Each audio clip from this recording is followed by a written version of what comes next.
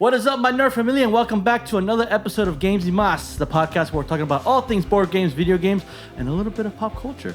I'm your host, Vic, and today we have Dr. Samantha Curameng here with us, joining us here today. Very excited to have you on here, Sam. Thank you so much for joining us. And we're going to get to know you a little bit more and know you more about your profession. Licensed therapist, right? Nope, not yet. Not licensed? Not yet? No. Oh, really? Actually, I have to say that I'm unlicensed. Not yet? Oh, not okay. yet. Working on it. You're working on it. Okay, Yeah. well, we'll get to know more about that. Yeah. But you have your doctorate still. So Yes. we can professionally call you doctor, right? Yes. Okay, so there we go. So very excited to get to know you more. Well, the viewers, I already know you, but let the viewers know you a little bit more. Sure. For those of you that are listening for the first time or watching, thank you so much for watching and listening. It means a lot to us that you guys are watching, listening, commenting on our stuff. I love engaging with the community. It's awesome. We hit 1,000 followers on Instagram. Woo! Yeah, so very excited about that. Thank you for everyone that followed and has been being supportive. You guys are amazing. We love you guys.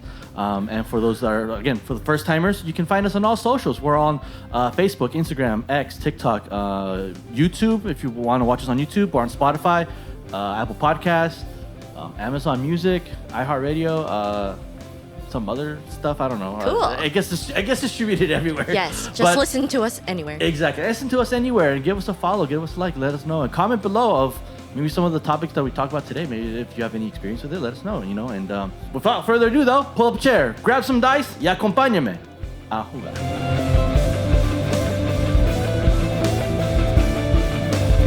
Are you ready, Dr. Sam? Yes. Are you ready to talk and Yep. just hang out? Yes. Even though we already are hanging out. Yeah. But okay. Sam, so Yes. what we do here at Games y Mas is we ask our icebreaker questions. Okay. It's a two-parter. Feel free if you can't answer any of these parts. But if you have some minimal experience, we can go with it and stuff like that. Just to get to know you a little bit. The pre-get to know before we get to the get to know. So we'll do that. So I'm very excited to chat with you that. But here are the two-parter questions. The first part is, what is your favorite board game of all time? Now, again, first-time listeners, board game. We're constituting dice, card game, tabletop, Euros, Ameritrash. Go if you want to go deep into that. So, favorite board game of all time. Now, if you can't narrow it down, I'll give you top three. If you want to go top three. Okay. And then the second part is your favorite video game of all time. Again, it doesn't have to be just only like Xbox, Switch, Nintendo, or PC. Yeah. It could be arcade, if you remember going to an arcade game, something like okay. that. So, Sam, Yes. take it away. What's your favorite board game? And Yeah. We'll segue onto there. Well, see, you said of all time. So Yeah. if it's my favorite board game of all time, then I've got to say Moonrakers. Moonrakers, okay. Yeah, Okay. it's just too good. And it's easy to learn. And I'm horrible at like introducing and sharing the instructions, but for some reason that game is really easy for me to explain how to play it. Okay. So yeah, and it's a really good play. And you Okay. can play for hours and you get sucked up into the game. That's when you know it's a good one. Yep. And my favorite video game of all time will probably be Pokemon Stadium on the Nintendo 64. Pokemon Stadium, really? Okay, yeah. I love that game. Yes, it's just so fun. And there's so many things you can do and all the mini games too. Oh, I love the minigame. My favorite minigame is the little, what was it? Rat-a-tat-tat. Yes, Yeah. where you're jumping over. Yep, Oh my yep. gosh, I love that one. And then I like the lick-a-tongue one where you like have to lick all. Oh my gosh, I can never get Oh, it. really? No, like, I don't know why. Oh, that one and the hypnotic one. Oh yeah, we have to do like the. Yeah. I can't ever figure out how to get like a good score on that. I never always could get die. That one, and I was super horrible with the Clefairy one. We have to do the. Yeah. That one's fun. I was getting I like that smacked. I was one. like, man, I suck. I can't memorize things. Yeah. But I like the the little rat Yeah. one, and then the lick-a-tongue one, because I purposely would get the bad sushi, and then Why? because I just like seeing them go freaking out, like all Yeah, freaking the out. poison. Yeah. I think it's like poison tea or something. Sometimes guy he's like Yeah. lick-a-tongue. I'm like I was laughing. Everyone else is like getting points, but I'm just like my lick-a-tongue's like burning. I was like, it was fun. I love Pokemon Stadium. Pokemon Stadium was a fun one. Yeah. Moonrakers. One of my fondest memories of playing Moonrakers is with you guys. Oh. When we went to Florida. Oh, Florida yeah. and And we we were played- in like the cafeteria Yeah, or yeah, like something. that big lobby area. Yeah. That I cherish that memory a lot because I was like, that was That fun. was so We're in Florida and we're playing board games. Yeah. Like that was great. And we're at Universal, so shout out to Universal. Yeah, it was fun. So Moonrakers is fun. I think we played it a couple times here, right? At our place. Yeah, I remember us playing. But the biggest memory is when we played in Florida. Did we introduce it to you? You did. Okay. You sure did. Yes. Yeah. Here. And then we're like, bring it, Yeah. bring it to Florida so we It's can play. so good. It's so good to replay Yeah, too. that was a fun one. That was a good one. And then I'm surprised that Root isn't. I mean, I know Christian's favorite is. No, Christian's favorite Is is your. Root. The reason why it's hard for me to get into those types of games is because everybody has different instructions. Oh, that's right. Yeah. And then you kind of have to like remember what you do to use it as a strategy to play Right, that game. right. And it's hard for me to do that because it's just hard for me to get into like a different world in general. Yeah. So actually, like probably unpopular opinion, like it's hard for me to get into fantasy because really? the rules, you have to know the rules of the world that make it good. Okay. Or have you understand it, Right, and it's right. just really hard for me to understand. So it's hard for me to get into it. So you'd be terrible at D&D then. Oh yes, so bad. If you I tell will me- forget all the rules. Rule, you know, Yeah, and then I'll get mad because I can't do something. But Oh. you're like, oh no, you can't do that. You know what I mean? Well, it depends on the DM too. But okay, Okay, if you're okay. like trying to like blow up like the whole world, and you're like, okay, yeah, we can't do that. Like, let's think smaller. But like, a good DM should be able to allow It's you like to. I'll misremember the rules and then I'll strategize based on how I'm remembering it, Oh, and then yeah. it gets to my turn, and I'm like, okay. and then you go like, oh, you can't do that. I'm like, well, then like I don't know what to do. Yeah, You get yeah, all for sure, for flustered and stuff. Okay, so Moonrakers for sure. Is there like a close second that is coming up? on I that you would enjoyed? say Scout. Oh, I love Scouts. Yeah. That's fun. That's a cool chill game. Yeah. Ish kind of. Yeah, I like the type of games that like have some rules, but then you can like kind of take it and run with it. Yeah. Right. So you don't spend like 3 hours explaining the rules before you play for Right. 3 hours. Right. So did easy you- to learn. So before I met Raul and I met like some other friends that are like big time board gamers, you were like my big time board gamer, like a couple that I love playing. So Yeah. life gets in the way, obviously, and stuff. Like, by the way, congratulations on your daughter. Oh, thanks. First kid. Those are listening. Yeah. They had a baby, little Did. girl, cute little girl, Winter. And then they're gonna have 3 more kids and gonna name them after the seasons and have a whole collection. I told Christian that I'm like, you gotta collect the whole set, man. You gotta have summer, you gotta have fall, you gotta have spring, so you gotta collect them all. So congratulations on that. Thank you. But yeah, you guys introduced us to a couple of board games. I mean, Scout, for instance, that we have over there. Christian showed me Scout for the first time. I knew about it, but I never played it. And he had it. Right. And you played it. I'm like, I gotta get this game. Yeah. But I do have a lot of fun memories of us playing board games, which was Yeah. fun. We still gotta keep doing that. We gotta keep doing it. For sure. We gotta find more time. When Now that's- time. Yeah, I'm more busy. Yeah, time is the enemy here now. 'Cause- Honestly, as soon as Winter can pick up rules, we're gonna play with her. There you go. And that's how we're gonna get our board game time back. But okay, so those are your favorite board games and favorite video games here. So we have Moonrakers as your top one. A close second one would be Scout. Yeah. And then your favorite video game is Pokemon Stadium. Yes, and then the close second is Mario Party on Nintendo 64. Mario Party. Oh man, you just like Taking it competition. back. You like competition. You like Well, yeah. You like angry I- people. Okay, so that's the thing. I don't know. You know this about me, but I can get pretty aggressive Yes. when it comes to board games Yes. and be very mean. And I get meaner when I lose. Yes, some might call that a sore loser. You know. So yeah. But I call it passion. I call it passion and competitiveness. but you know, those are my favorite games because even though I lose, I want to still play them. Yeah.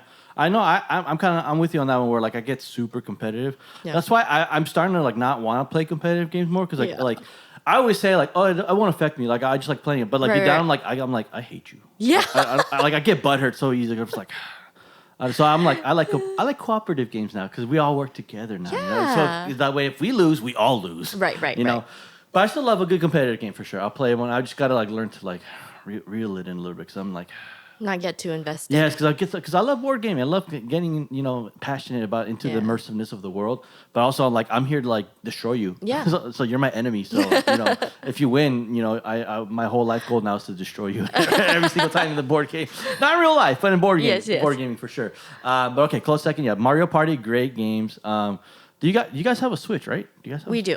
Have you gotten Yeah. like any of the new party? I mean, Obviously before. Overcooked, but again, it's competitive and it's Overcooked. cooperative. True. It's a cooperative game that makes you mad at the other. Yeah, right. Yeah, that's your that's the- teammates. That's the exception. Yeah, Overcooked. It's like it makes you mad at your teammates because you're not doing it right, but you're cooperating together. Yeah. They also have competitive mode.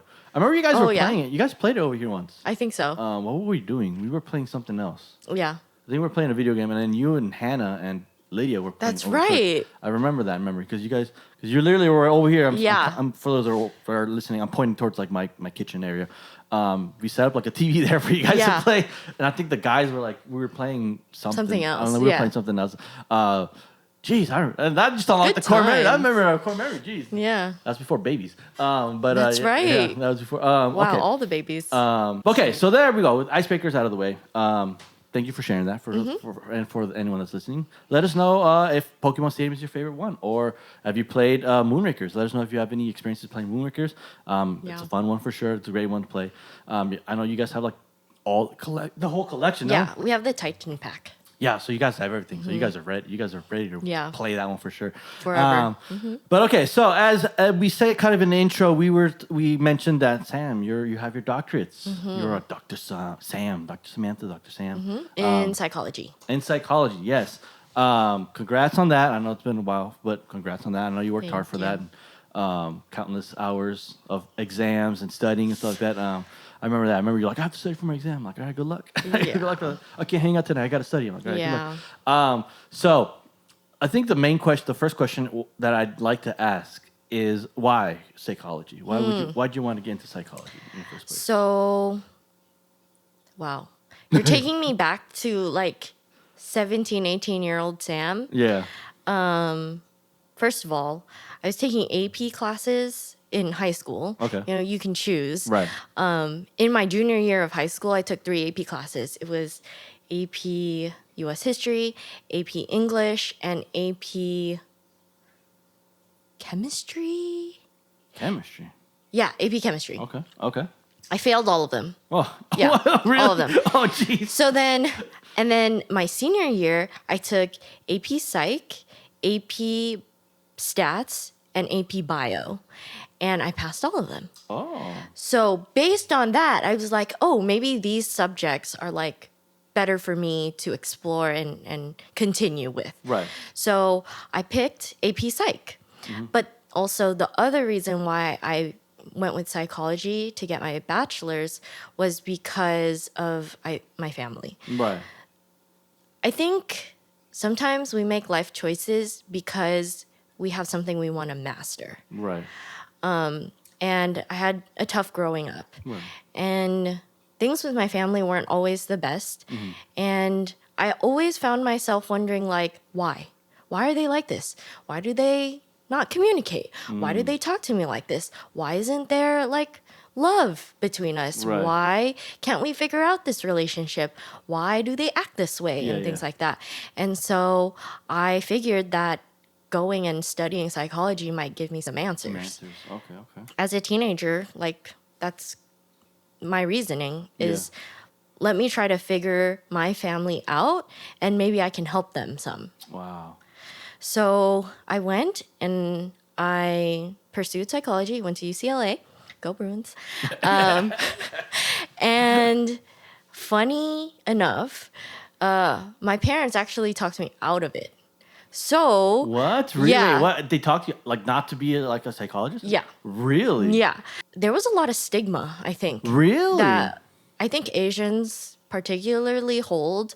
There's that idea of like, oh, if you talk to somebody who's crazy or insane, then you're going to catch what they have. Oh, really? Oh, jeez. Or like, you know, don't interact with those people. They're too crazy. Really? They're too sick. Oh, wow. And so, because of that stigma, you know, my parents were like, no, don't do it, don't do it. Yeah. And, you know, they didn't really know where that could take me in my career. And so, they were always like, be a medical doctor, be a lawyer, Right. or be, I don't know, like an engineer or Yeah. a scientist or Right, something. right. and they didn't see psychology as science, even though it is. Right. And so they really encouraged me to not pursue psychology. So Really? towards the end of getting my bachelor's degree, Mm-hmm. I decided to go into education, which is sort of related. Okay. And you can do like counseling kind of through it. Right.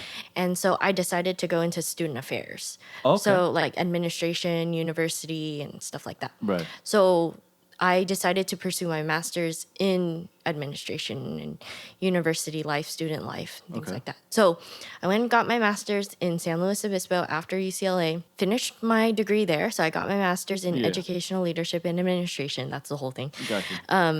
And then I ended up working at Cal Poly SLO. Oh, yeah. I remember you told me. Yeah, Yeah, yeah. Okay. So I worked there for, I think, like 2 years in the multicultural center, and it was great. But at the end of the day, I always like found myself wanting to do more for the person I was sitting across from. Yeah. I wanted to help them with their mental health. And that's when I started considering to go back and get my doctorate in psychology. Oh, okay. So then I did. So I applied to get my doctorate, and then I started in 2019. And then I just finished last year. Nice. So that's like the whole journey The whole journey of pursuing psychology. becoming Dr. Sam. Yeah. Okay. Your bachelor's, or you said you got a master's in administration, you said? Or Yeah, in education. Yeah. Is that before or after Christian? Before. Before, so you're Yeah. Because I started in 2015, and it was only a year program. So I finished in 2016. And then I met Christian in 2018 in SLO. That's when you decided to pursue psychology in your Yeah. doctorates. And then you met Christian during that, or like were you Right like, before it. Right before it. Okay, Yeah. okay. And then we dated, and then we got married. And the same year we got married, I started my doctorate program. Oh, okay. Yeah. And then now you guys have a baby. And then now you guys have a kid. Okay, so yeah, thank you so much for sharing your journey there of why. That's crazy that 17-year-old Sam was asking the question of why.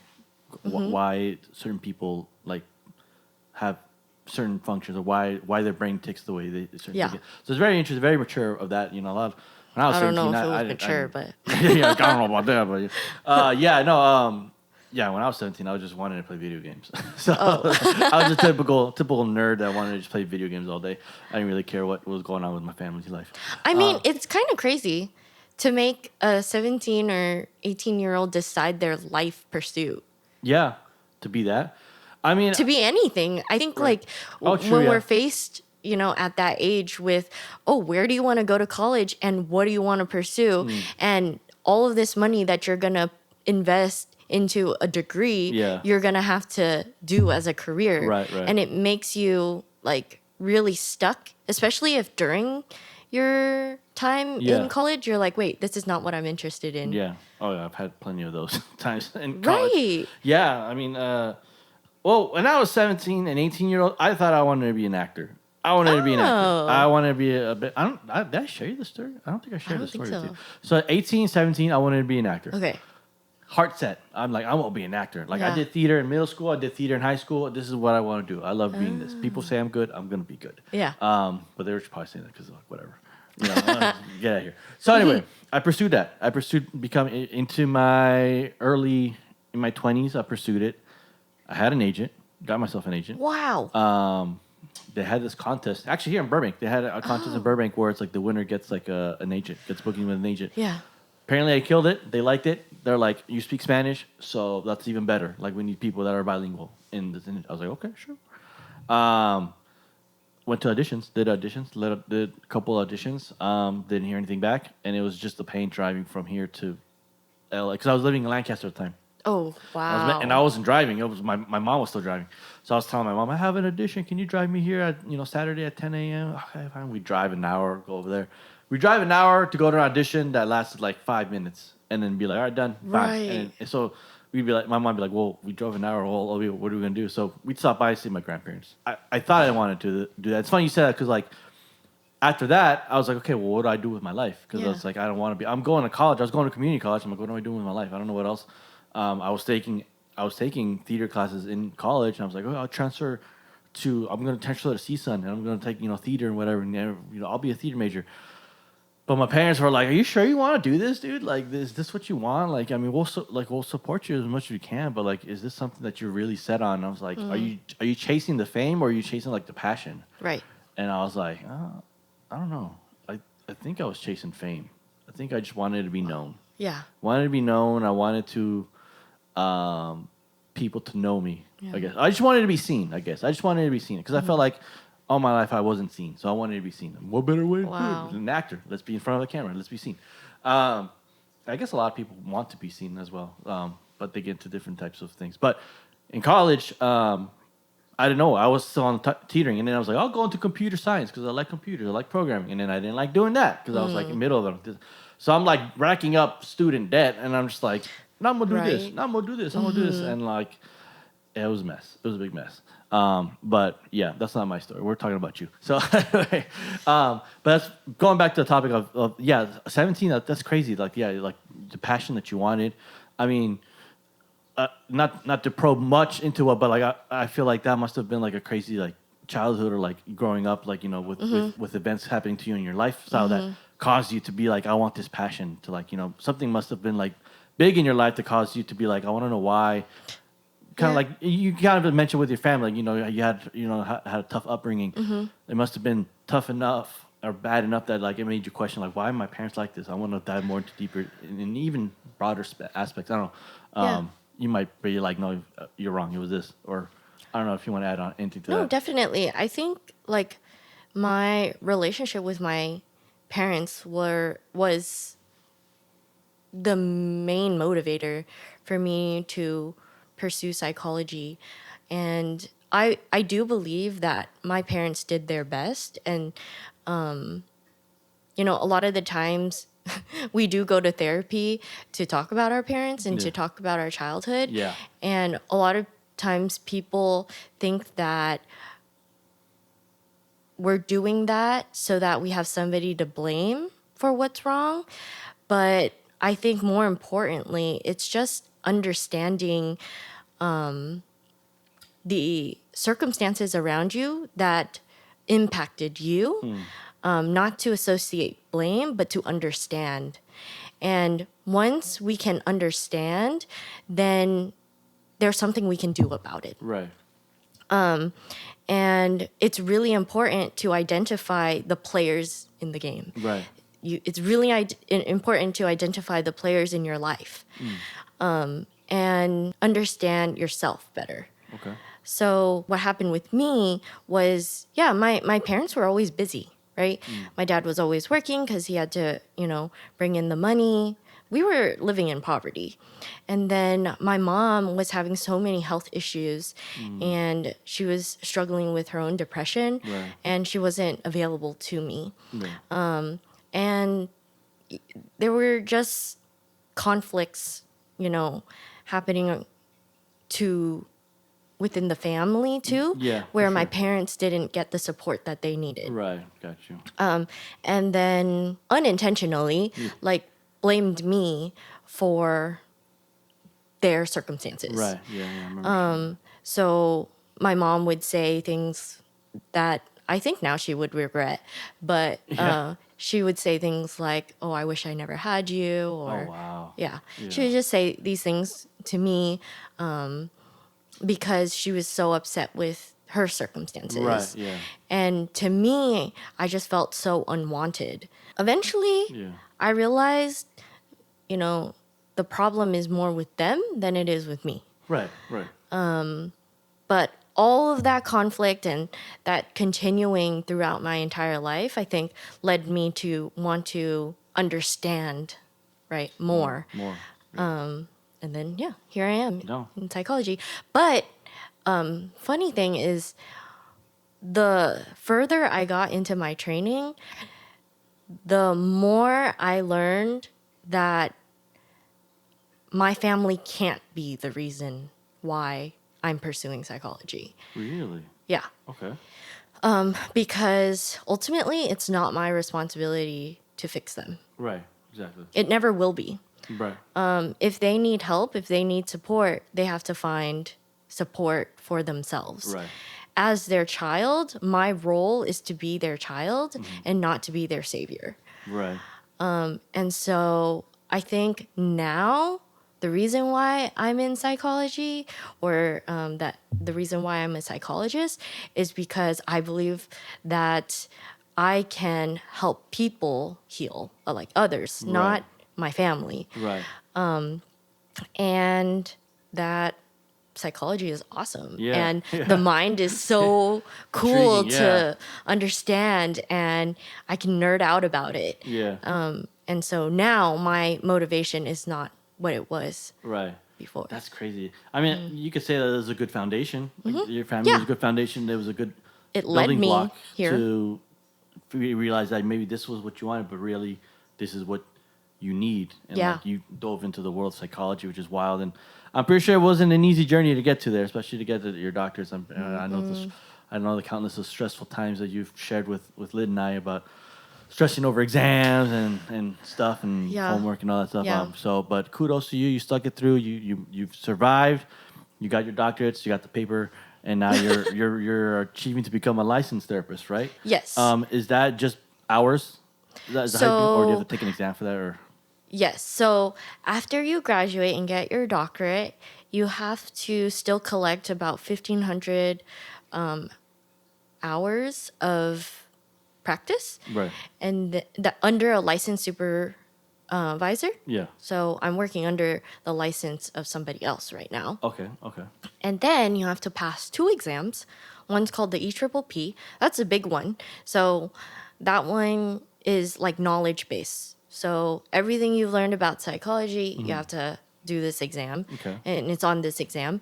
And then the second one is specific to your state. So Oh, it's okay. the one I'm going to take is going to be the California exam. Gotcha. Yeah.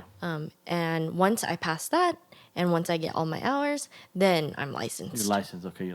So when you're doing, you said you have to get 1,500 hours. Yeah. Is that actual like you're doing pretty much like sessions with patients? Yeah, and stuff like direct that? intervention hours. It could be sessions. It could be some psychologists like to do assessment, and so you can collect hours that way. And it kind of gets a little bit complex because it depends on where you're working. Sometimes where you're working, you can count all of the hours, such as like the admin that you do, the writing, like report writing that you do. Right. All of that counts. But in other situations, like if you're in private practice, then only like the hours that you see clients, you're face to face with clients count. Right. Okay. So it depends. So it depends on it depends.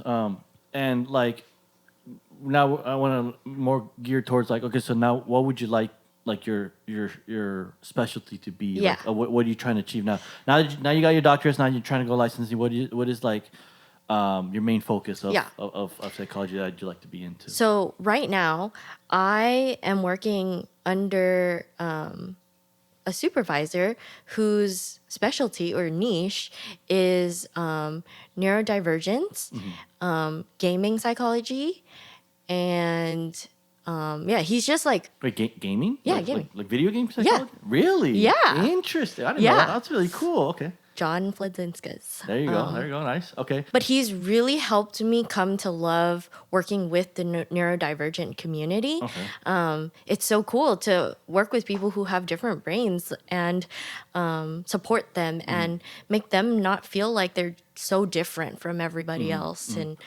I just love working with people who are neurodivergent. But I came to realize that I also love being a therapist's therapist. Really? So I love seeing therapists as my clients. Oh, you're the therapist's therapist? Yeah. Oh, really? What the heck? Really? Yeah. I mean, yeah, I guess We need that. I have my own therapist. Yeah. And we need support too. Okay. For the asking for a friend, but what does neurodivergent mean for the common folk? Right. What would that mean? So- what does that entail? I would say Basically, I'm that friend, by the way.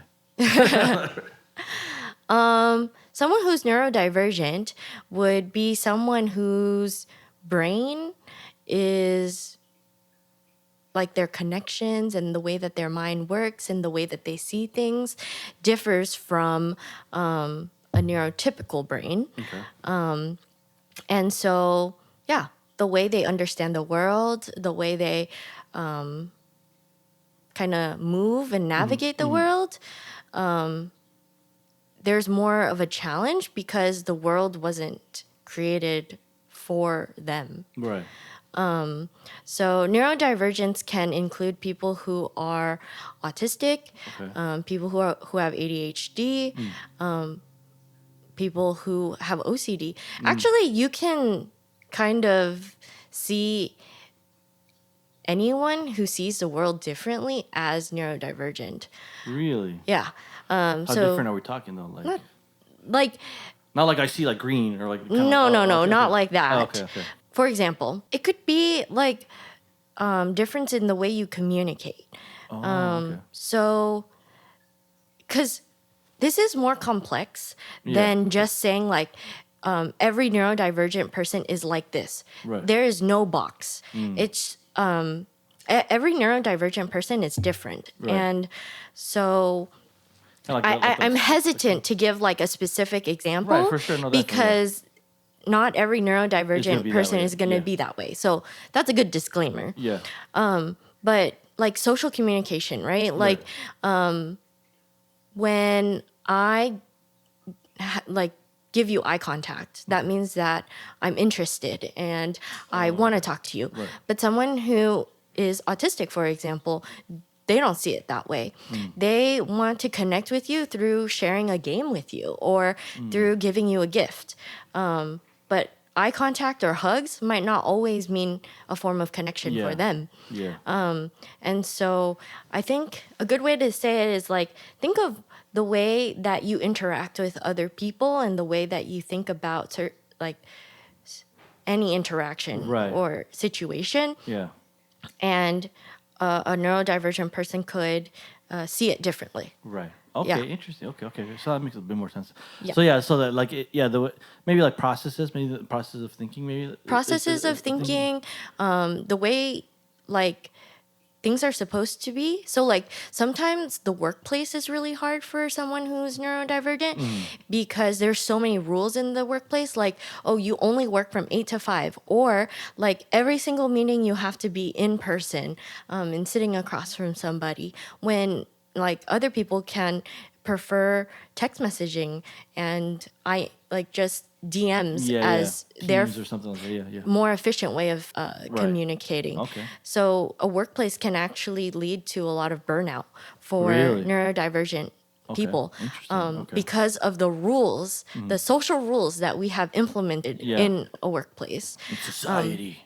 But a good example is, you know how like generally with work, you work in the daytime, Yeah. like 8 to 5, for example. Except me, I work nights. But what if your brain, but what if your brain works better at night?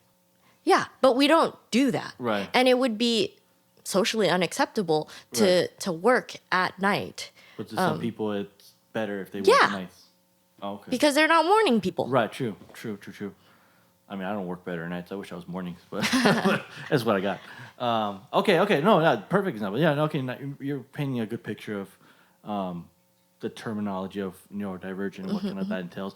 So is that something that I know you got into it and you're in that department? Is that something you want to stick with for sure? Or is that something like just you're interested in? Nothing that is not like nothing wrong with it, but it's like not your main passion that you like. No, I think that would be one of my passions. that would be your practice. Like yeah. if we could have Dr. Sam's practice, what would your dream Oh. practice be? Like specialized in? Would it be that, or would it be therapist? The therapist. See, the other thing that I didn't mention is I love working with college students too. Oh, okay. So okay. like people who are trying to figure out their paths, trying to figure out themselves. Yeah. I think I see myself as somebody who can be a good mirror to somebody and make them feel loved and accepted and cared for. And so I think actually that tagline would work better for me. Okay. Of like somebody who just wants other people to feel like they belong and Right. that whatever they bring to the table is needed, wanted, and accepted. Oh, that's beautiful. That's So, nice. That's awesome. I like that. That's a good Yeah. tagline. Yeah. sometimes I feel like agreeing or admitting that you need therapy means that you failed in life. And that is just so far from the truth. Yeah. Yeah. Somebody said this to me before, but like when you have a computer and it breaks down, you have no shame in going to the Geek Squad or somebody who knows how to work computers to get that help that you need. Right. Well, with therapy and like with psychology, like sometimes, your body breaks down. You'll go to a medical Yeah. professional, Yeah. but how come you won't go to like a mind professional? Yeah. And there's shame like stuck to that. Yeah. Isn't that interesting? That is crazy. Yeah. So like, yeah, with my parents, they don't mind going to the medical professional if they broke their leg. Yeah. But like sometimes your mind is unhealthy and it's just as much an organ as any other organ in your body. Yeah. But for some reason, you don't want to go to somebody to help you with that. Yeah. And I'm still trying to figure it out. I have like theories about it. For sure. But Interesting. yeah, isn't that interesting? That is very. And you know what's funny that you mentioned computers because our brains are pretty much like computers. Yeah. So if your brain is kind of burnt out or getting worked to death. Yeah. You wanna like you said, you take it to Geek Squad. Your brain needs to go to Geek Squad too, and Right. get some help, get some talking and stuff mean, like that. Maybe sometimes it's a little scary. Yeah. Because maybe it's that idea of if you need therapy, then that means like who you are is broken, who you are is breaking down. Yeah. And it's hard to admit that. Yeah, no, for so sure, we should have some compassion in that area. And actually, I think that's why it's so important for therapists to know that and take care to like see clients that way Yeah. and have compassion Of course. for clients as well. Yeah. Because going to therapy is a big step. And yeah, it for sure. takes a lot to it takes a lot for a person to let down their guard Yeah. and come to see you. For sure. Definitely. So- I agree. That's 100% words of wisdom that I would support for sure. And anyone that's listening, if you're struggling like mentally and stuff like that, there's nothing wrong with seeking help at all. Yep. Nothing wrong with it. We all could need help. Just like how an athlete needs help with his training and practice. Our brains need help with relaxation Yeah. and opening things up and maybe Also, venting. no one has to know. Yeah, that's true. No one Literally, nobody has to know. patient. There's confidentiality. Confidentiality, Exactly. yeah, for sure. Exactly. Yeah, no. I mean, yeah, no one does need to know. You don't need to like tell the whole world that you're going to therapy. It's Nope. it's just between you and your therapist. Yep. And just share and stuff like that. Have you had patients or sessions or I don't know what you would call it, of just people that just need to vent Yeah. and just talk? Yeah. I think yeah. like venting is really important and having somebody just understand is enough sometimes. Like there's no need for you to have a problem, like a big problem Yeah, or yeah. crisis Right. to come to see a therapist. Okay, interesting. Yeah. I kind of, as we're kind of rounding off the podcast here, I wanted to incorporate more of the nerdiness, a little bit of with Sure. board gaming, but also with therapy. How do you think? Do you think board gaming is a good therapeutic way of kind of cooling? I mean, obviously Yeah. we talked about competition and getting Yeah. into seriousness, but I think. Do you think? A statement of like I think board games are very therapeutic. You think, Yes. Is that a valid statement or is that Yes. you mentioned video gaming as well, but Video games too. video games as well Yeah. too. I rage with video games, but it's my peaceful type. But I think board games for me are just the most therapeutic thing. I mean, there's two reasons why I'm into board gaming. One is the kind of the therapeutic kind of like it relaxes me, but two, the interaction of like with being with people. Yes. I think for Yes. me like it's the most It's really important. most rewarding thing. And I've mentioned this a bunch of times in podcast episodes where I prefer to play a board game over a video game, and that's a big statement for me because I'm a big video gamer. I live and die video games. If I could play video games all day, I would. But I have a life and I have a wife and responsibilities. But I love playing video games. I mean, I love playing them a little too much, but I would prefer a board game over a video game. And but I don't know. I want to pick your brain on thoughts of gaming and board gaming. Yes. And therapy. How would that mesh together? What do you think on that? Thanks for asking that question. I love that question. And let me slow down and like really answer it well. Yeah. So board games in general are such great tools for life. So you can learn so much from playing board games and video games alike. You're learning how to tolerate frustration. You're learning how to strategize. In board games, you're learning how to socialize. Yeah. Sometimes just talking face to face is not the best way to get to know somebody. Yeah. And through board games or games in general, you can get to know people really quite easily, actually. Oh, for sure. Their personality, but also the way that they think and the interests that they have. There is definitely a place for board games, video games in psychology. Sure. And there is actually therapeutic D&D groups that already exist. Really? Yes. Oh, snap. Okay. I can't name them off the top of my head, but if you Google it, you will find them. Yeah. But there are psychologists who lead therapeutic D&D online, and they're like really, really affordable. Really? And they do it for different age groups too. Really? And they teach all of these skills, mental health awareness, through playing. Really? Interesting. I need to It's get so me one of cool. these sessions. That'd be so cool. Yeah. I miss playing D&D. D&D was so much fun. Don't go to therapy. Go to one of those. I know, right? Yeah. There you go. That's my introduction to therapy right there. I go to my therapist. We play D&D. It's cool. Yeah. It is what it is. No, thank you for sharing that. Yeah. I agree. I think playing board games with friends, I feel like I get to know them the best. Right? When I play board, because I feel like I know what they're thinking when they, Exactly. why did you move there? What was your thinking of that? Okay, you're thinking this move ahead. You're thinking this. So like, I feel like I'm getting to know you more rather than, like how we're just having a conversation. Not to say that you can't learn from anyone from a conversation like this, but I think it's more interactive, I think you dive deeper into the person's psychology a little bit when you play a board game with someone or a video game as well.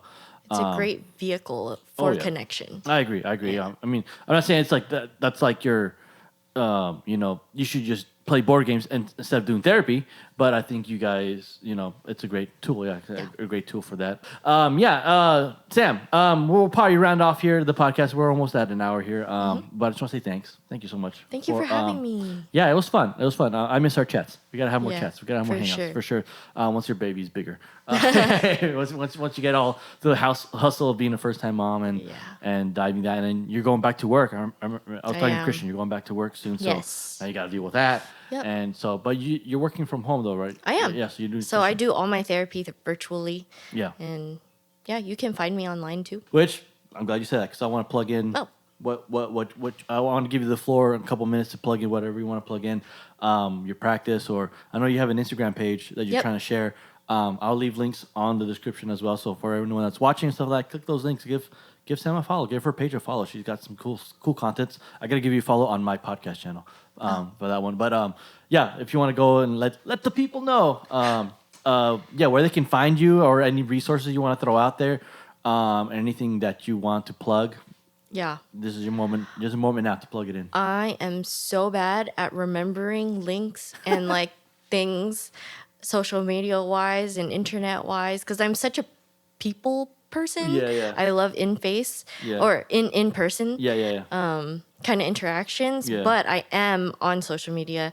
So you can find my Instagram at Dr. Sam Curameng. And then if you Google me, you'll find me too. For sure. Well, I was listening that one of the reasons why we did this episode is for Mental Health Awareness Month. Yeah. At the time of this recording, it's May, so it's still I don't know when It this counts. episode. It still counts. So I don't know. You guys are listening to this episode maybe in June or July. Just know that we filmed this in May. We did this in May, this episode in May, so it still counts. But yeah, so we wanted to bring light into mental health awareness. With that, I think it's a very important topic to talk about. I think it's a very taboo topic to talk about. A lot of people, I feel like it's starting to come into light more because more people are being more open about it, but there's still that pushback a little bit. But yeah, I wanted to share that. And then a special shout out to Cassie for we did a cool episode with her about Tourette syndrome. So shout out to you, Cassie. Thank you much for sharing that to kickstart off the little mental health awareness thing. Side tangent, I'll just say, Sam, thank you so much. Appreciate it. Thank you so much for sharing, for being a little bit open of your past and, sharing your journey into psychology. Wish you nothing but the best.